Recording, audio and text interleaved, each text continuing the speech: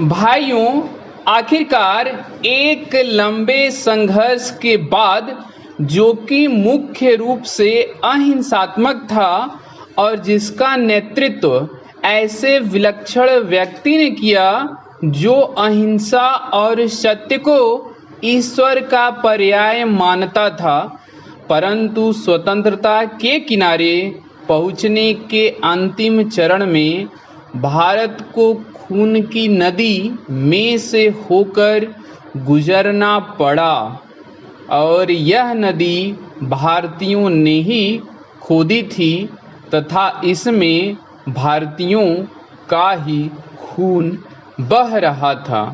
अभूतपूर्व पैमाने पर लोगों का निष्क्रमण हुआ।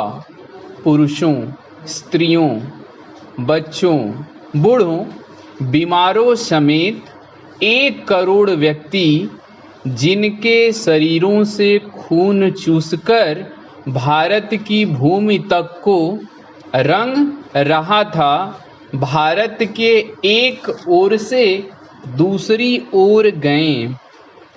उन्होंने अपने पीछे न केवल मकान और जमीनें छोड़ी, बल्कि अपने घर के व्यक्तियों के मृत शरीर भी छोड़े।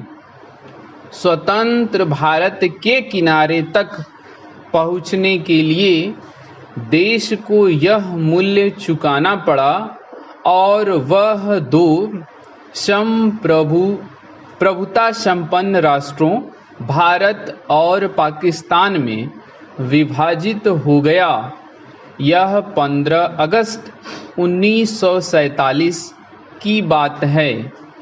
कांग्रेस ने, जो वास्तविक रूप से 1885 से भारत की राष्ट्रीय वाणी थी, हमेशा भारत की एक राजनीतिक इकाई के रूप में संकल्पना की थी।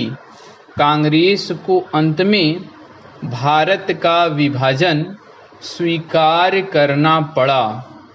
वैसे तो यह स्वीकृति सहमति से दी गई थी, परंतु वास्तविक रूप से देखा जाए तो यह ब्रिटिश शासकों द्वारा पिछले कई दशकों से उत्पन्न की गई परिस्थितियों के दबाव के कारण था। फूट डालो और राज करो की नीति पहल अलीगढ़ मुस्लिम कॉलेज की स्थापना के साथ शुरू की गई। एक दूसरे के बाद आने वाले 3 ब्रिटिश प्रिंसिपलों ने पृथकता का विचार मुस्लिम नेताओं और छात्रों के मन पर बैठाया। सर सैयद अहमद को विभाजन मूलक विचारों को फैलाने के लिए उनसे हर प्रकार की मदद मिली।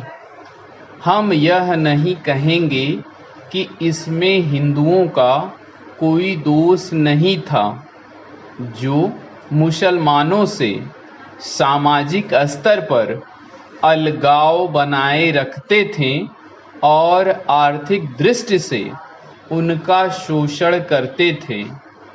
अलीगढ़ कॉलेज के अधिकारियों को अपने उद्देश्य की पूर्ति के लिए उपजाऊ भूमि मिली। यह सब कुछ पिछली शताब्दी के अंतिम वर्षों में हुआ। इन्होंने सोच समझकर राष्ट्रीय मुसलमानों की उपेक्षा करने की नीति अपनाई।